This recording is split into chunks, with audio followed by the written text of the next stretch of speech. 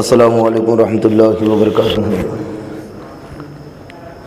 نحمدہ ونصلی علی رسولہ الکریم، اما بعد فاعوذ باللہ من الشیطان الرجیم، بسم اللہ الرحمن الرحیم۔ فاسألوا اہل الذکر ان کنتم لا تعلمون۔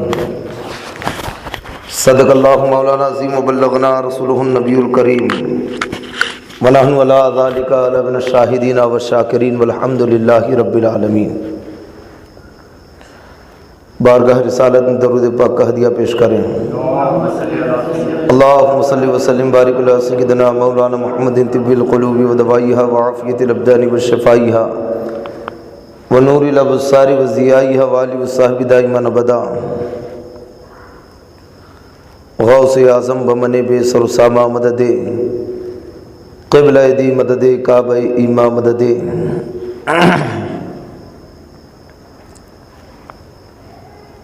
اس شعبان کا مبارک مہینہ ہے۔ اس مہینے کی 2 تاریخ کو امام الائمہ سراج الامہ سیدنا امام اعظم ابو حنیفہ رضی اللہ تعالیٰ عنہ کا وصال ہوا۔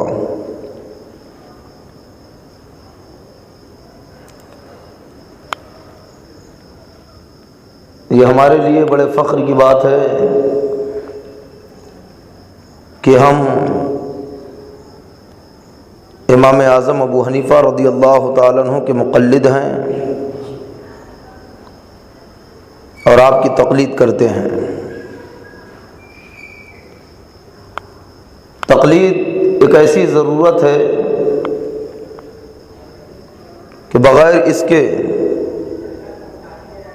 زندگی گزارنا بہت دشوار اور بہت مشکل ہے۔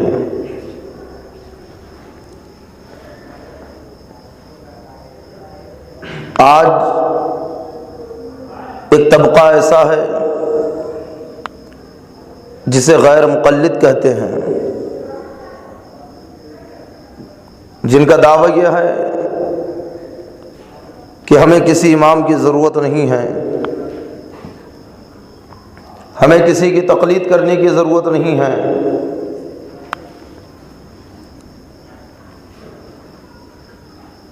ہم خود قرآن و حدیث سے مسئلے نکال سکتے ہیں، ہمارے لیے قرآن اور حدیث ہی کافی ہے۔ میں ان سے کہتا ہوں کہ جیسا تم سمجھ رہے ہو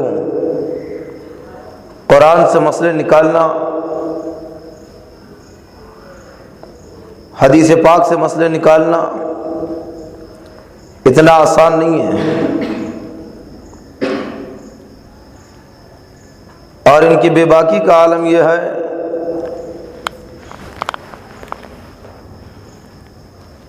کہ اہل سنت والجماعت کے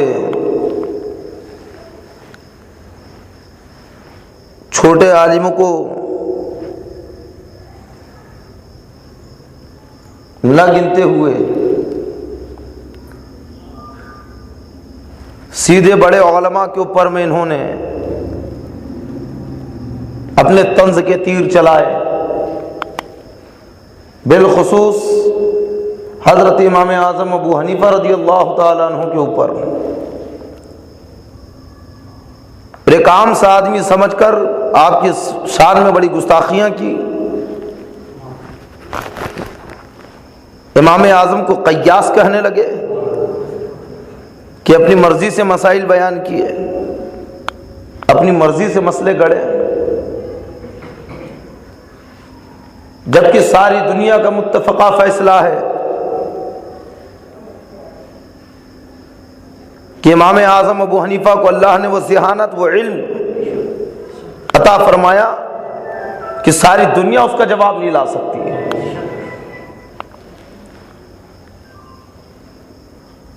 آج جو کہتے ہیں کہ ہم قرآن و حدیث سے خود مسئلے نکال سکتے ہیں، کیا انہیں اس بات کی خبر ہے کہ قرآن و حدیث سے مسائل نکالنے کے لیے کتنے علوم پر عبور حاصل ہونا چاہیے،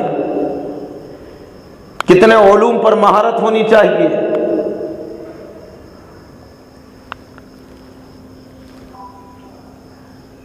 سیدنا امام اعظم ابو حنیفہ رضی اللہ تعالیٰ عنہ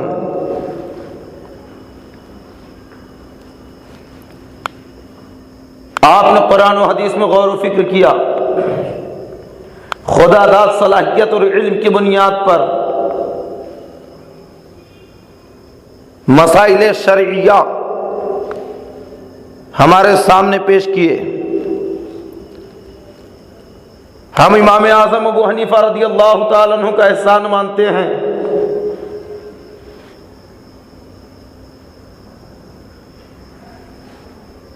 کہ ہم نے قرآن تو پڑھا لیکن سمجھ میں نہ آیا، حدیثوں کو پڑھا سمجھ میں نہ آیا، امام اعظم نے سمجھا دیا، اور سمجھایا ہی نہیں، قرآن مقدس کی آیتوں سے، حدیث پاک کی باریکیوں سے مسائل بھی نکال کے سامنے رکھ دیے۔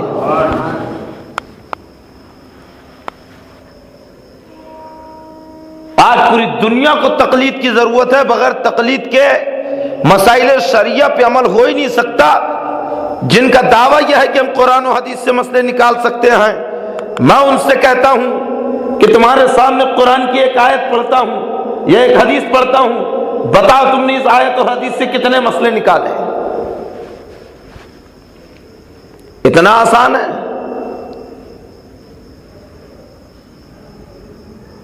نئے نئے دین سے جڑے، کچھ دن ہوئے کسی عالم کی صحبت میں بیٹھنے لگے، اپنی جماعت کے عالم، اور دعویٰ ان کا یہ کہ ہم قرآن و حدیث سمجھنے میں کسی کے محتاج نہیں ہیں۔ ارے یہ دعویٰ بڑے بڑے اکابر اولیاء اور علماء نے نہیں کیا کہ سرکار غوث پاک رضی اللہ تعالیٰ عنہ قرآن کے عالم نہیں تھے؟ کیا آپ کو سرکار کی حدیثیں یاد نہیں تھی؟ لیکن امام سرکار غوث پاک نے بھی اس بات کا دعویٰ نہ کیا کہ میں خود مجتہد ہو گیا ہوں، اب مجھے کسی کی تقلید کی ضرورت نہ کی ہے، بلکہ سرکار غوث پاک رضی اللہ تعالیٰ عنہ حضرت امام احمد ابن حنبل رضی اللہ تعالیٰ عنہ کی تقلید کر رہے ہیں۔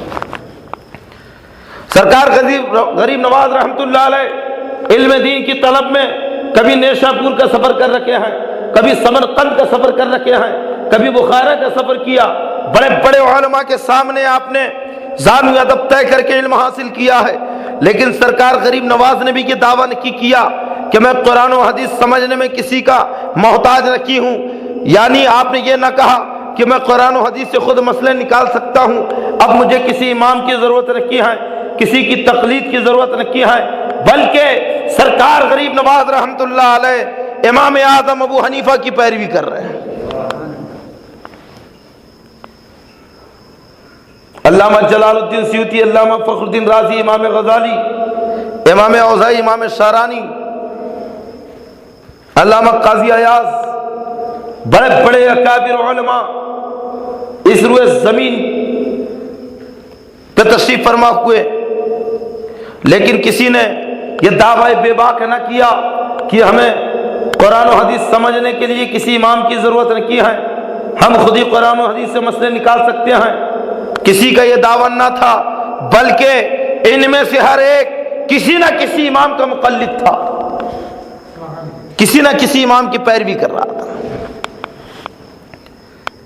تقلید بہت ضروری ہے۔ یہ ہمارے پر الزام لگاتے ہیں کہ تم ہر معاملے میں تقلید کرتے ہو۔ آئیے اس تعلق سے میں آپ کو کچھ سمجھاؤں کہ تقلید ہر مسائل میں نہیں کی جاتی ہے۔ پہلے تو یہ سمجھیے تقلید کسے کہتے ہیں۔ تقلید کا لغوی معنی ہوتا ہے گلے میں پٹا ڈالنا، اور تقلید کا شرعی معنی ہے کسی کے قول و فعل کو اپنے لیے حجت بنا کر اس پہ عمل پیرا ہو جانا۔ مطلب یہ ہے کہ ہمیں قرآن سے مسائل نکالنا نہیں آتا، حدیثوں سے احکام کس طریقے سے نکالے جاتے ہیں ہمیں اس کی خبر نہیں ہے، لیکن قرآن و حدیث پہ عمل کرنا ہے۔ ہر مسلمان کو قرآن و حدیث پہ عمل کرنا ہے۔ اب عمل کرنے کے لیے طریقہ عمل کا ہونا ضروری، قرآن پہ عمل کرنے کے لیے قرآن کے مسائل کا جاننا ضروری، حدیثوں سے جو مسئلے نکلے ہیں ان کا جاننا ضروری، ہمیں تو نہیں آتا نکالنا، تو ہم نے امام اعظم ابو حنیفہ رضی اللہ تعالیٰ عنہ کہ اخذ کردہ مسائل کو اپنے لیے دلیل و حجت بنا لیا اور اسی پہ عمل کر رہے ہیں۔ شرعی مسائل تین طرح کے ہوتے ہیں۔ عقائد، قرآن و حدیث سے جو مسئلے نکلتے وہ تین طرح کے ہیں۔ پہلا ہے عقائد، دوسرا وہ مسائل کہ جن کی صراحت، جن کی ڈیٹیل قرآن و حدیث میں موجود نہ ہو، اور تیسرا وہ جس کی ڈیٹیل موجود ہو۔ صرف ایک مسئلے میں تقلید جائز ہے، دو مسئلوں میں تقلید نہیں کی جائے گی۔ عقائد میں کسی کی تقلید جائز نہیں ہے۔ اللہ ایک ہے، ہم اس لیے نہیں مانتے کہ امام اعظم نے کہا، بلکہ اس لیے مانتے کہ خود اللہ نے فرمایا قل هو اللہ احد۔ اللہ نے بندوں کی ہدایت کے لیے نبیوں کو بھیجا، کتابیں اتاری، فرشتے ہیں، جنت ہے، جہنم ہے، قیامت ہے، مرنے کے بعد اٹھایا جائے گا، سوال و جواب ہوگا، حساب و کتاب ہوگا۔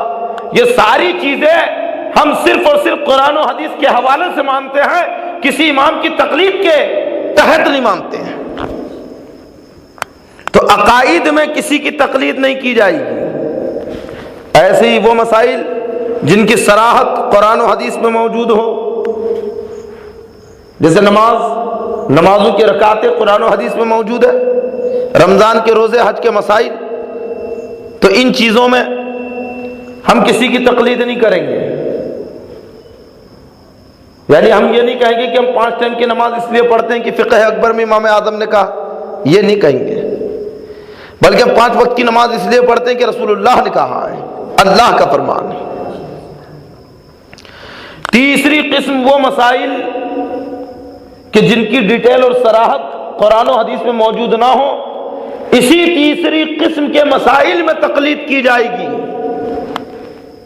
کہ قرآن کی وہ رموز، وہ اسرار، حدیث کی وہ باریکیاں، جہاں پہ یہ قانون، یہ مسائل پنہا ہیں، ہم نہیں جانتے، امام اعظم نے ہمیں سمجھا دیا، امام شافعی نے سمجھایا، امام مالک نے سمجھایا، امام احمد بن حنبل نے سمجھایا۔ تو یہ ہوئے مجتہدین۔ اب میں یہ بھی بتا دوں کہ تقلید کون کرے گا، کون نہیں کرے گا۔ مکلف مسلمان 2 طرح کے ہیں۔ مسلمانوں کی 2 قسمیں ہیں۔ مکلف وہ جنہیں اللہ نے اتنا علم عطا فرمایا کہ قرآن و حدیث میں غور و فکر کر کے مسائل نکال لیں، انہیں مجتہد کہتے ہیں۔ اور غیر مکلف وہ کہ جنہیں اتنا علم نہ ہو کہ قرآن و حدیث میں غور کر کے مسئلے نکالیں۔ تو جو مکلف ہیں انہیں مجتہد کہتے ہیں کہ جنہیں اللہ نے اتنا علم دیا، اتنی صلاحیتیں ان کے اندر رکھی ہیں کہ وہ قرآن و حدیث کے اندر غور و فکر کر کے مسائل نکال لے، تو ان کے لیے تقلید جائز نہیں ہے، بلکہ وہ خود اپنے نکالے ہوئے مسائل پہ عمل کریں گے، وہ کسی اور کی اتباع اور پیروی نہیں کریں گے۔ جو مسئلے انہوں نے اپنے علم اور اپنے ذہن کی بنیاد پر نکالے ہیں قرآن و حدیث سے، انہی مسائل پر انہیں عمل کرنا ضروری ہے۔ لیکن وہ جن کے پاس میں علم نہیں ہے، قرآن و حدیث سے مسئلے نہیں نکال سکتے، تو وہ ان کی اتباع اور پیروی کریں گے جو قرآن و حدیث سے مسئلے نکال سکتے ہیں، بلکہ نکال کے پیش کر دیا، جیسے امام اعظم ابو حنیفہ، امام شافعی، امام مالک۔ اور پھر مجتہدین کے 6 طبقے ہیں، 6 قسمیں ہیں۔ مجتہد فی الشرع، مجتہد فی المذہب، مجتہد فی المسائل، اصحاب التخریج، اصحاب الترجیح، اصحاب التمیز۔ مجتہد فی الشرع انہیں کہتے ہیں جنہوں نے اجتہاد کرنے کے اصول اور قوانین بنائے، جیسے حضرت امام اعظم ابو حنیفہ رضی اللہ تعالیٰ عنہ اور حضرت امام شافعی۔ مجتہد فی المذہب وہ ہے کہ جنہوں نے انہی کے بنائے ہوئے اصولوں کے مطابق انہی قواعد پہ عمل کرتے ہوئے قرآن و حدیث سے مسائل نکالے ہیں. تو یہ اس قواعد میں تو امام اعظم کے مقلد ہوئے لیکن مسائل میں خود مجتہد ہے. جیسے حضرت امام ابو یوسف، حضرت امام محمد، حضرت عبداللہ ابن مبارک وغیرہ. اور مجتہد فی المسائل وہ ہیں کہ جو انہی ائمہ کے وہ قول جن کی تصریح نہیں ہے، جن کی صراحت نہیں ہے، تو قرآن و حدیث کے ذریعے اس کی صراحت لوگوں کے سامنے پیش کرتے ہیں، انہیں مجتہد فی المسائل کہتے ہیں.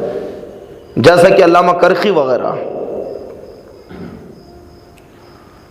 اصحاب الترجیح یہ وہ ہیں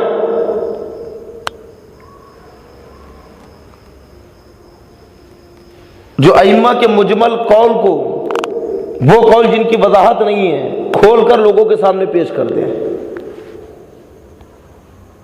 اصحاب التخریج. اصحاب الترجیح جو اماموں کے قولوں میں سے کسی قول کو ترجیح دے، جیسے حضرت امام اعظم کا قول امام محمد نے فرمایا، امام ابو یوسف نے فرمایا، تو ان میں سے کسی قول کو ترجیح دے دے، وہ اصحاب الترجیح. اور اصحاب التمیز جو قول اقوی، قول ضعیف، ان چیزوں میں تمیز کر دیں، یہ مجتہدین کے 6 طبقے ہیں. آج جو یہ دعویٰ کرتے ہیں کہ ہم قرآن و حدیث سے خود مسئلے نکال سکتے ہیں، میں ان سے پوچھتا ہوں بتاؤ تم مجتہدین کے کس طبقے سے تعلق رکھتے ہو؟ یہ کوئی معمولی شخصیتیں نہیں ہیں، یہ وہ عظیم گروہ ہے کہ جنہوں نے مسائل شرعیہ کو صحیح طور پر امت مسلمہ کے سامنے رکھ دیا، ہمارے لیے آسانی فراہم فرمائی. امام اعظم ابو حنیفہ رضی اللہ تعالیٰ عنہ اور دیگر ائمہ مجتہدین کا احسان ماننا چاہیے کہ ہمیں قرآن سمجھ میں نہیں آیا، انہوں نے سمجھا دیا. ہم حدیث نہیں جانتے تھے، انہوں نے ہمیں حدیثیں سمجھا دی، حدیثوں سے احکام نکال کے ہمارے سامنے پیش کر دیے. بجائے احسان ماننے کے کوئی انہیں قیاس کہہ رہا ہے، ان کی شان میں گستاخی کر رہا ہے. ارے امام اعظم کا مقام، اب بے باکی تو یہ کہہ دیا کہ امام اعظم کو حدیثیں آتی کہاں تھی، کچھ ہی حدیثیں یاد تھی. معاذ اللہ، امام اعظم کے بارے میں کہہ رہا ہے. اور جواب میں یہ کہتا ہے کہ اگر امام اعظم کو حدیثیں یاد ہوتی تو ان کے شاگرد حدیثوں کو روایت کرتے. امام اعظم تو کوئی حدیث مروی نہیں ہے، اس لیے امام اعظم محدث نہیں ہے. اور کتنی جھوٹ اور غلط بات کہی ہے. اس کے جواب میں علامہ جلال الدین سیوطی رحمۃ اللہ علیہ بہت پہلے ایک رسالہ لکھ چکے ہیں، اور اس رسالے میں امام جلال الدین سیوطی رحمۃ اللہ علیہ نے ان حدیثوں کو جمع کیا ہے جو حضرت امام اعظم ابو حنیفہ رضی اللہ تعالیٰ عنہ نے روایت فرمائی ہے. اور روایت بھی ایسی نہیں بلکہ صحابی رسول سے روایت کی ہے. ایک حدیث اس میں یہ ذکر کی گئی ہے، ان ابو یوسف ان ابی حنیفہ ان انس بن مالک رضی اللہ تعالیٰ عنہ قال رسول اللہ صلی اللہ تعالی علیہ وسلم طلب العلم فریضۃ علی کل مسلم. امام ابو یوسف نے امام اعظم سے روایت کیا، امام اعظم نے حضرت انس بن مالک سے روایت کیا کہ حضرت انس بن مالک فرماتے ہیں کہ سرکار نے فرمایا کہ علم حاصل کرنا ہر مسلمان کے اوپر فرض ہے. یہ حدیث حضرت امام اعظم ابو حنیفہ نے حضرت انس بن مالک رضی اللہ تعالیٰ عنہ سے روایت کی ہے. 7 صحابہ اکرام کی زیارت حضرت امام اعظم ابو حنیفہ نے کی ہے. 70 ہجری میں آپ کی ولادت ہوئی ہے. یہاں تک کہ حضرت جابر بن عبداللہ سے بھی آپ کی ملاقات ہوئی ہے. حضرت انس بن مالک سے آپ نے حدیثیں سنی ہے، حضرت جابر سے حدیثیں سنی ہے. جس وقت امام اعظم ابو حنیفہ کے بچپنے کا زمانہ تھا، آپ کوفہ میں تھے، اس وقت 2 صحابہ کوفہ میں موجود تھے. اور اتنی دور کی ہاکی کہ امام اعظم ابو حنیفہ کو حدیثیں یاد نہیں تھی. ارے امام اعظم مجتہد تھے، مجتہد، اور مجتہد کو محدث سے زیادہ حدیث پہ عبور ہوتا ہے۔ محدث کا کام ہوتا ہے حدیث روایت کر دینا، لیکن مجتہد کا کام ہوتا ہے ان حدیثوں کے اوپر غور و فکر کرنا۔ محدث کی نظر صرف حدیثوں پر اور راویوں کے ناموں پر ہوتی ہے، لیکن مجتہد کی نظر راویوں کی ذات پر ہوتی ہے۔ اگر کسی ایک حدیث کے اندر 5 سندیں ہیں، 5 سلسلے ہیں راویوں کے، تو ہر ایک راوی کے اوپر مجتہد کی نظر ہوتی ہے کہ ان میں سے 5 کی 5 متقی تھے کہ نہیں، پرہیزگار تھے کہ نہیں، کبھی جھوٹ تو نہیں کہا ہے، کبھی غیبت تو نہیں کی ہے، کہاں پیدا ہوئے، کہاں انتقال ہوا، کیا کماتے تھے، کیا کھاتے تھے، کوئی نماز تو نہیں چھوڑی ہے، کوئی روزہ تو نہیں چھوڑا ہے، برابر اپنے مال کی زکات نکالی تھی کہ نہیں نکالی تھی۔ محدث تو حدیث کو دیکھتا ہے، لیکن مجتہد حدیث کو بھی دیکھتا ہے، راویوں کے حالات کو بھی دیکھتا ہے، جبھی تو وہ مسائل اخذ کرتا ہے اور لوگوں کو بتاتا ہے کہ یہ حدیث حسن ہے، یہ حدیث صحیح ہے، یہ ضعیف ہے، یہ غریب ہے، یہ عزیز ہے، یہ حسن لذاتی ہی ہے، یہ حسن لغیرہ ہی ہے۔ یہ حدیث کا تعین کیسا؟ راویوں کے اوپر موقوف ہے۔ فی نفسہ، متن میں اختلاف نہیں ہوتا، متن میں ذوف پیدا نہیں ہوتا ہے، فی نفسہ ہی راویوں کے ذوف کی وجہ سے متن میں حدیث میں ذوف آتا ہے۔ راوی ضعیف تو حدیث ضعیف، راوی کی صحت میں کوئی شبہ نہیں تو حدیث بھی صحیح۔ امام اعظم ابو حنیفہ کو ان تمام علوم کے اوپر عبور حاصل تھا، اور بس یوں ہی کہہ دیا کہ کچھ حدیثیں یاد تھی۔ میں آپ کو بتاؤں کہ حضرت امام اعظم ابو حنیفہ رضی اللہ تعالیٰ عنہ کے 4000 استاد تھے۔ 4000 استادوں سے آپ نے علم حاصل کیا ہے۔ اب آپ خود سوچیں کہ اگر ایک ایک استاد سے بھی ایک ایک حدیث آپ نے پڑھی ہو تو کتنی حدیثیں یاد ہوگی امام اعظم کو؟ 4000 حدیثیں۔ امام اعظم جیسے ذہین و فتین جن کے عقل اور ذہانت کا جواب نہیں، تو انہوں نے کیا ہر ایک استاد سے ایک ہی ایک حدیث پڑھی ہوں گی؟ اگر 2 بھی حدیث پڑھی ہوں گی تو 8000 حدیث۔ نہ جانے کہ ان کی عقلوں کو کیا ہو گیا کہ سیدھے امام اعظم ابو حنیفہ رضی اللہ تعالیٰ عنہ کے اوپر نشانہ ساتھ دیا۔ ہم نہیں مانتے، ہم نے کہا مت مان، ہمیں تو فخر امام اعظم کی غلامی کے اوپر۔ اور یہ وہ ہیں کہ جب ان کے والد چھوٹے تھے، یعنی حضرت ثابت، تو ان کے دادا نے حضرت علی رضی اللہ تعالیٰ عنہ کی گود میں دے دیا۔ حضرت علی رضی اللہ تعالیٰ عنہ نے حضرت امام اعظم کے والد یعنی حضرت ثابت کے حق میں دعا فرمائی، اور صرف ان کے حق میں نہیں بلکہ ان کی اولادوں کے حق میں، ان کی نسل اور ذریت کے حق میں دعا فرمائی، برکت کی، علم کی، رحمت کی۔ حضرت علامہ اسماعیل رحمۃ اللہ علیہ جو حضرت امام اعظم ابو حنیفہ رضی اللہ تعالیٰ عنہ کے پوتے ہیں، وہ فرماتے ہیں کہ ہمیں حضرت علی رضی اللہ تعالیٰ عنہ کی دعاؤں کا حصہ ملا ہے، کیا تم میرے دادا کی شان کو نہیں دیکھتے؟ یہ حضرت علی کی دعا کا ثمرہ ہے کہ میرے دادا کے علم کا جواب نہیں ہے۔ اور دیگر محدثین فرماتے ہیں کہ جس وقت حضرت علی حضرت امام اعظم ابو حنیفہ کے والد کے لیے دعائے برکت کر رہے تھے، اس وقت حضرت امام اعظم اپنے والد کی صلب میں تھے، تو اس دعا کا حصہ سیدھے حضرت امام اعظم کو ملا ہے۔ تبھی تو سرکار نے فرمایا تھا کہ جب عرب والے علم کو چھوڑ دیں گے تو عجم والے اسے پکڑیں گے، اگرچہ علم سریا پہ ہو وہاں سے بھی لے آئیں گے۔ اس حدیث کے مصداق حضرت امام اعظم ابو حنیفہ رضی اللہ عنہ۔ آپ فارس کے رہنے والے تھے، آپ کا سلسلہ نسب 9 شیرواں سے ملتا ہے۔ علامہ اسماعیل جو آپ کے پوتے ہیں وہ فرماتے کہ ہم میں کبھی غلامی نہیں آئی، یعنی ہم میں کبھی کوئی غلام نہیں بنا ہے۔ حضرت امام اعظم ابو حنیفہ رضی اللہ تعالیٰ عنہ کا علمی وقار، اور بہت سارے آپ سے تعصب رکھنے والے بھی تھے۔ حضرت عبداللہ ابن مبارک رضی اللہ تعالیٰ عنہ فرماتے ہیں کہ جب میں بیروت حضرت امام اوزاعی کے پاس گیا پڑھنے کے لیے، تو حضرت امام اوزائی نے پوچھا کہ کہاں سے آئے ہو؟ میں نے کہا عراق سے۔ تو کہا عراق میں وہ کون ہے؟ نعمان ابن ثابت۔ میں نے سنا ہے کہ وہ اپنی مرضی سے بہت مسائل گڑتا ہے، اپنی مرضی سے مسئلے بتاتا ہے۔ حضرت عبداللہ ابن مبارک نے کچھ نہ کہا، یہ امام اعظم کے خاص شاگردوں میں سے ہے۔ اور میں تو کہتا ہوں کہ امام اعظم کے شاگردوں کی اگر فہرست دیکھ لی جائے تو دنیا دنگ رہ جائے کہ جن کے شاگردوں کی یہ شان ہے تو استاد کی شان کیا ہوگی۔ حضرت فضیل ابن عیاض، حضرت ابراہیم ابن ادہم، حضرت امام ابو یوسف، حضرت امام محمد، یہ سب کے سب امام اعظم کے شاگرد ہیں۔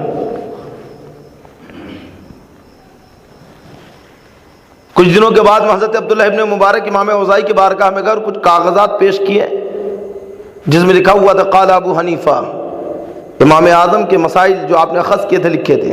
امام اوزائی نے بغور اس کا مطالعہ کیا اور فرماتی کہ ابو حنیفہ کون ہے؟ تو حضرت عبداللہ ابن مبارک فرماتے ہیں کہ میں انہی کی صحبت میں رہا کرتا تھا۔ تو حضرت امام اوزائی کہتے ہیں کہ ارے یہ تو بہت بڑے ہیں، بہت عظیم آدمی ہیں، بہت بڑے عالم ہیں۔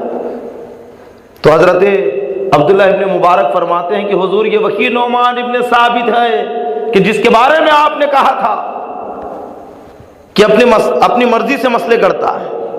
تو حضرت امام اوزائی نے بھی کہا تھا کہ مجھے اپنی رائے بدلنا ہوگا، امام اعظم وہ نہیں ہے جو میں سوچا کرتا تھا۔ واقعی ان کی علمی شخصیت کا جواب نہیں ہے، ان کی ذہانت اور عقل کا جواب نہیں ہے۔ حضرت امام اعظم ابو حنیفہ کی عمر جب 20 سال کی ہوئی تھی، 20 سال سے کچھ زیادہ، تب آپ نے علم کی طرف قدم بڑھایا۔ امام شعبی رحمۃ اللہ علیہ سے ملاقات ہو گئی۔ فرماتے ہیں کہ کیا علم حاصل کرتے ہو؟ کا نہیں۔ فرمایا کہ میں تمہارے چہرے کے اوپر علمی جلالت دیکھ رہا ہوں، تم علماء کی صحبت میں بیٹھا کرو۔ حضرت امام اعظم ابو حنیفہ رضی اللہ تعالیٰ عنہ علماء کی صحبت میں بیٹھنے لگے۔ آپ نے سب سے پہلے علم کلام حاصل کیا۔ علم کلام میں آپ کا جواب نہیں تھا۔ حضرت امام اعظم ابو حنیفہ رضی اللہ تعالیٰ عنہ کی بارگاہ میں ایک عورت آئی اور آنے کے بعد میں ایک مسئلہ پوچھا کہ حضور طلاق دینے کا سنت طریقہ کیا ہے، یعنی سنت طریقے پہ کس طریقے سے طلاق دی جائے۔ حضرت امام اعظم رضی اللہ تعالیٰ عنہ لاجواب ہو گئے، اس کا کوئی جواب نہ دیا۔ فرماتے ہیں کہ جا حضرت حماد کی بارگاہ میں چلی جا اور ان سے جا کے یہ مسئلہ پوچھ، اور وہ جو بھی جواب دے دے تو آ کر مجھے وہ بتانا۔ جب وہ عورت چلی گئی اور مسئلہ پوچھ کے آئی، امام اعظم کو جواب بتایا، تو آپ سوچنے لگے کہ ابو حنیفہ تیرا علم کلام میں جواب نہیں ہے، بڑے پڑھو کہ تو علم کلام میں منہ بند کر دیتا ہے، لیکن ایک عورت نے آج ایک مسئلہ پوچھ کر لاجواب کر دیا۔ آپ وہاں سے اٹھے اور حضرت حماد کی بارگاہ میں بیٹھے اور 18 سال تک حضرت حماد رضی اللہ تعالیٰ عنہ کی بارگاہ میں علم حاصل کرتے رہے۔ اور جب امام اعظم کی عمر 40 سال کی ہوئی تو حضرت حماد کے وصال کے بعد آپ ان کی درسگاہ میں بیٹھے اور پھر علم دین سکھانا شروع کیا۔ بیک وقت آپ کی بارگاہ میں سینکڑوں طلباء بیٹھا کرتے تھے، 400 دواتیں کوفہ کی جامع مسجد میں آپ کی طلباء کے لیے وقف تھی۔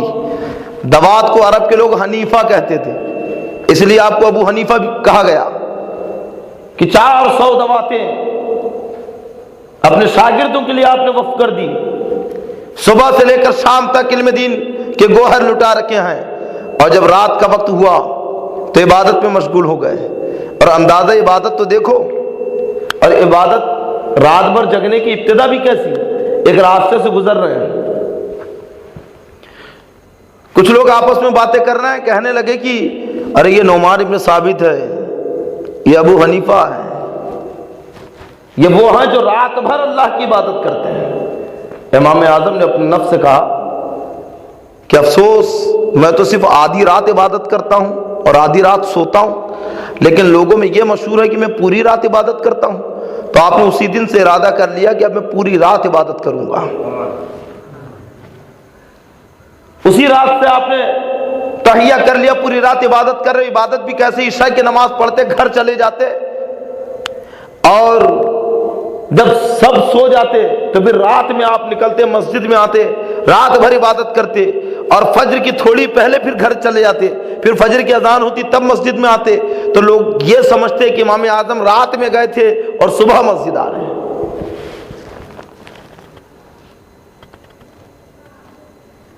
آپ کی بارگاہ میں بڑے بڑے اکابر اس زمانے کے علماء حاضری دے رکھے ہیں، اور جو اعتراض امام اعظم کے اوپر میں آج کیا جا رہا ہے اس وقت بھی لوگوں نے اٹھایا تھا، لیکن اس وقت کے بڑے بڑے علماء نے ان اعتراضوں کا رد کیا تھا۔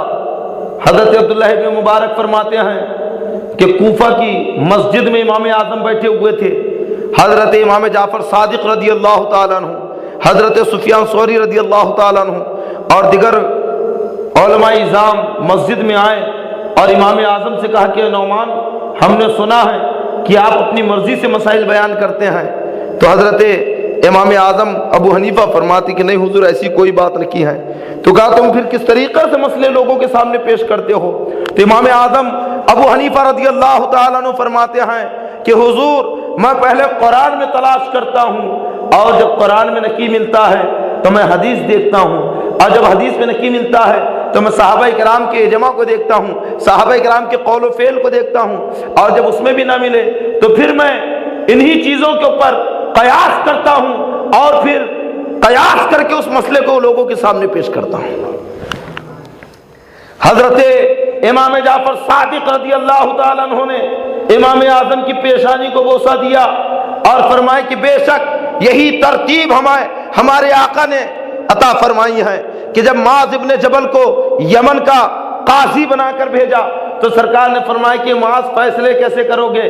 تو حضرت معاذ ابن جبل نے کہا تھا یا رسول اللہ قرآن سے فیصلہ کروں گا۔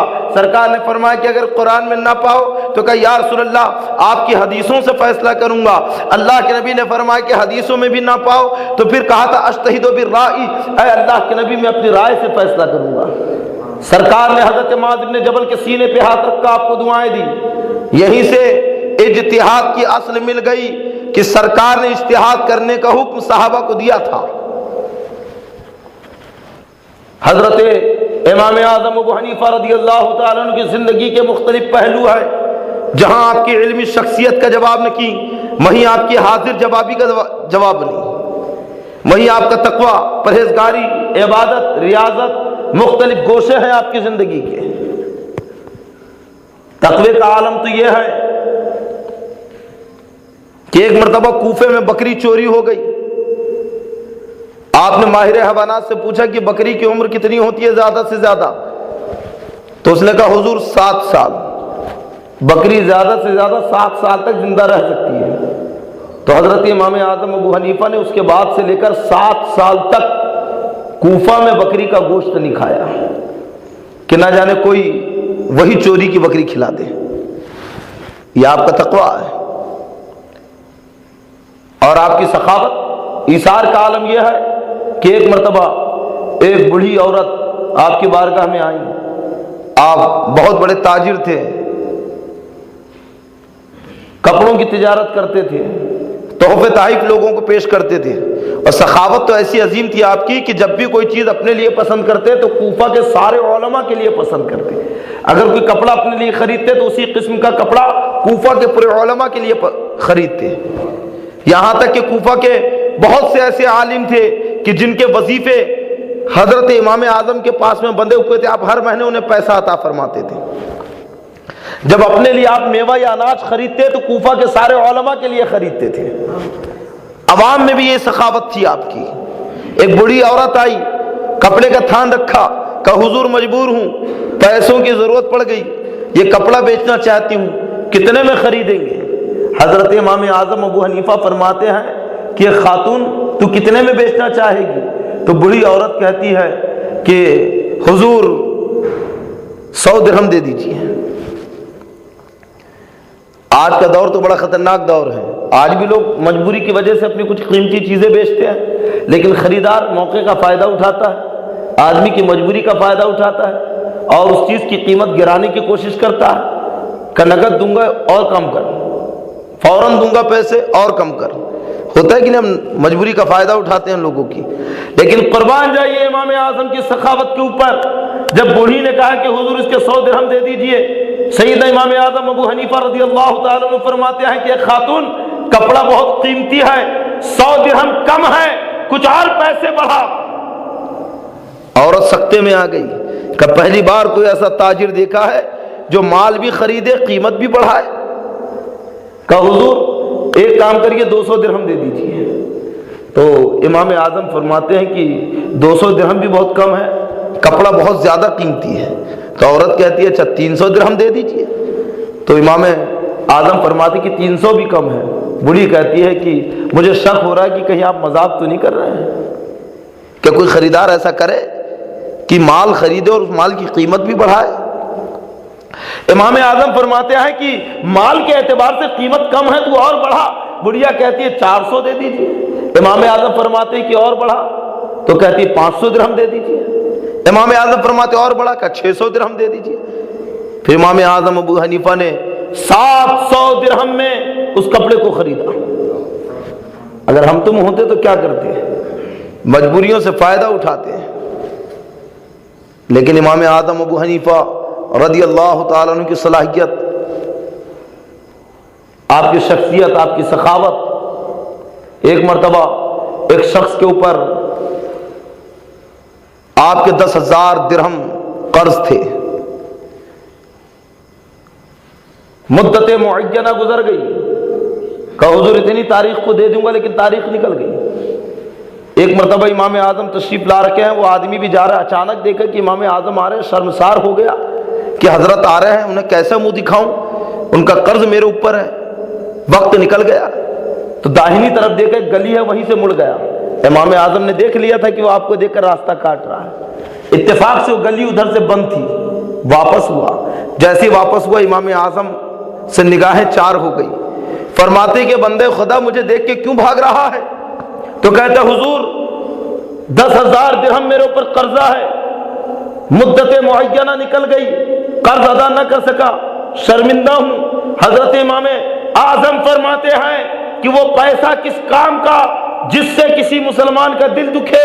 اے بندے خدا جا، میں نے اللہ کے لیے وہ قرضہ معاف کر دیا.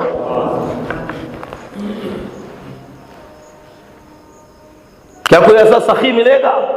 فرمایا کہ جا اللہ کے لیے میں نے قرضہ معاف کر دیا.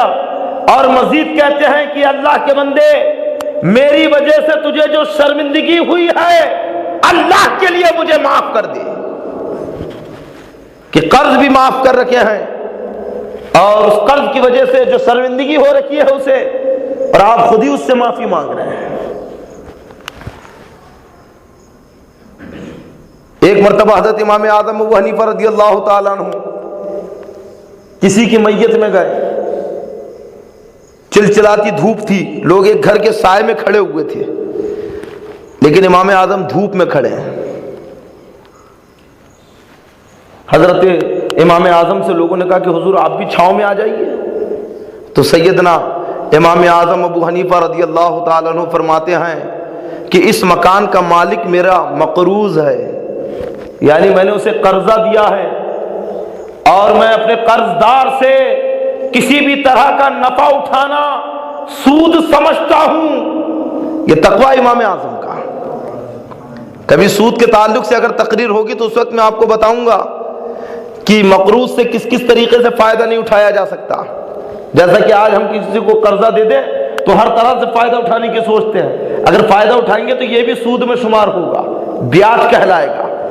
امام اعظم فرماتے ہیں کہ اس کے مکان کی سائے میں کھڑے ہونا، چھاؤں میں کھڑے ہونا میرے لیے سود ہے، کیونکہ وہ میرا مقروض ہے، میں اس سے فائدہ نہیں اٹھا سکتا.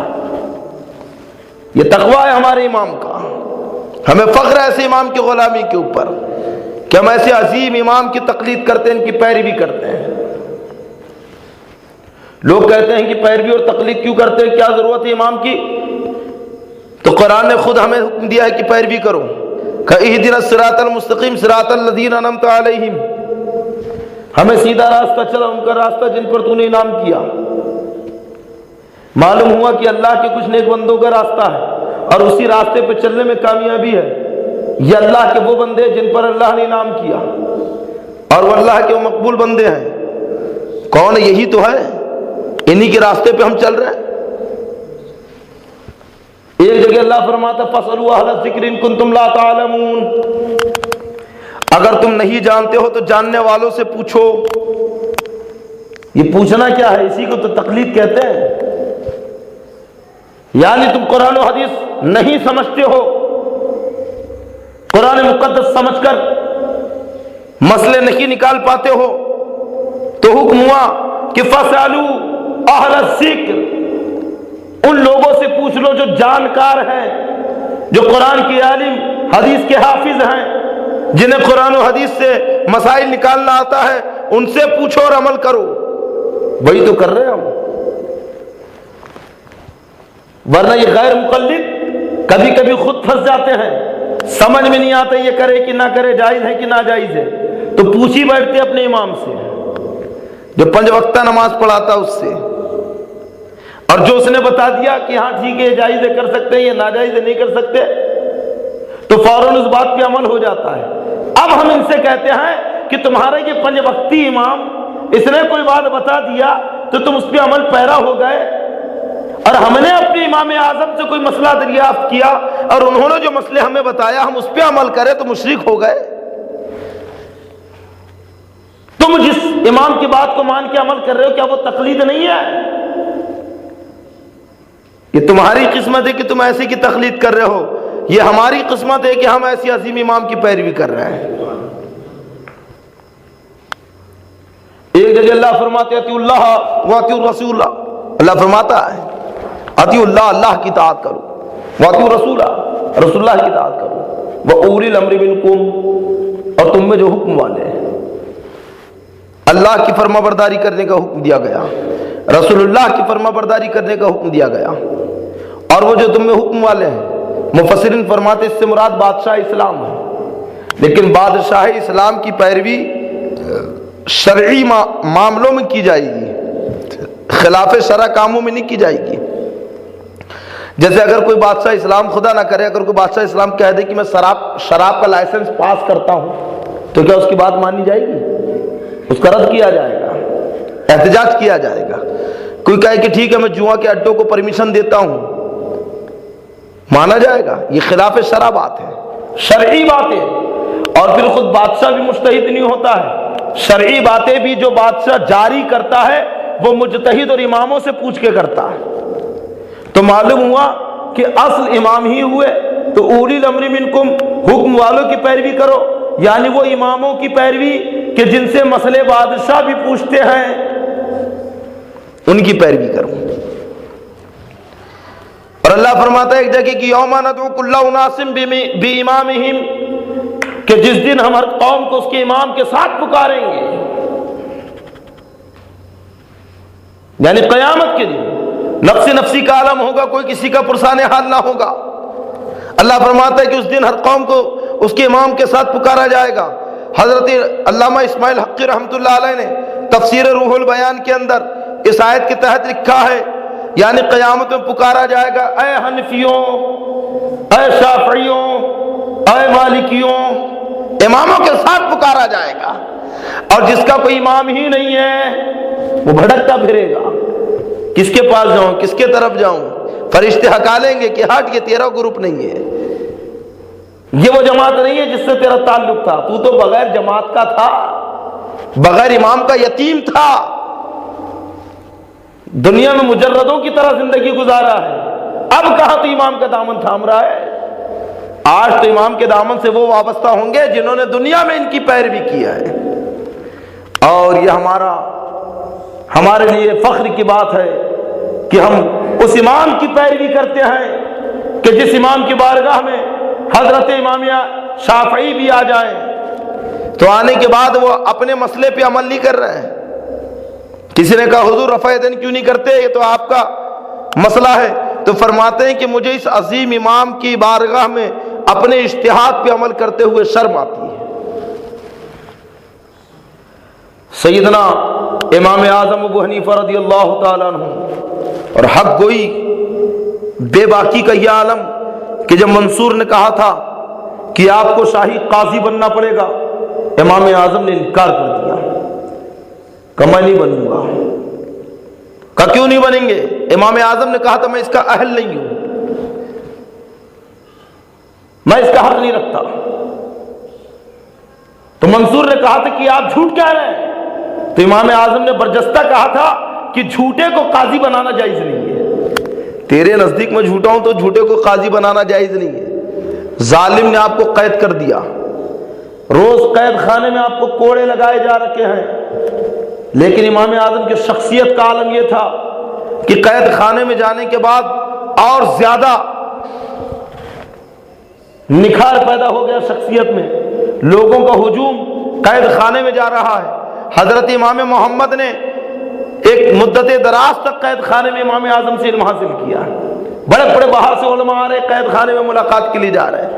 منصور نے دیکھا کہ اگر یہی معاملہ رہا تو لوگ اس کے خلاف کھڑے ہو جائیں گے، تو اس نے حضرت امام اعظم کو قید خانے کے اندر زہر دے دیا۔ جب سیدنا امام اعظم کو دھوکے سے کھانے میں زہر دیا گیا اور زہر کا اثر جب آپ کو محسوس ہوا تو آپ نے سجدے میں سر رکھ دیا اور اسی حالت میں آپ کا وصال ہوا۔ جب آپ کا جنازہ تیار ہوا تو پہلی ہی مرتبہ امام اعظم کے جنازے کی نماز 6 مرتبہ ہوئی ہے، تو پہلی مرتبہ جو جنازے کی نماز ہوئی تھی تو اس میں 50,000 لوگ تھے۔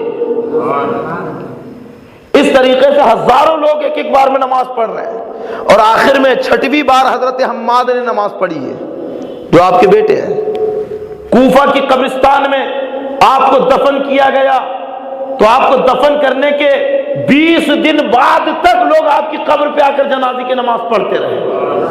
اس سے امام اعظم کی مقبولیت کا اندازہ لگائیے، اور آپ کی مقبولیت اسی سے معلوم ہوتی ہے کہ آج پوری دنیا میں سب سے زیادہ حنفی ملیں گے، سب سے زیادہ امام اعظم ابو حنیفہ کی پیروی کرنے والے ملیں گے۔ یقیناً آپ کی ذات اللہ تعالی ہمیں حضرت امام اعظم کے فیوز و برکات سے مستفیض فرمائے، آپ کے گستاخوں سے ہمیں دور رہنے کی توفیق عطا فرمائے، ان کی بدعقیدگی سے، ان کے غلط نظریات سے ہمارے عقیدے اور ہمارے اعمال کی حفاظت فرمائے، ان کی صحبت سے ہمیں دور رہنے کی توفیق عطا فرمائے۔ السلام علیکم ورحمۃ اللہ وبرکاتہ۔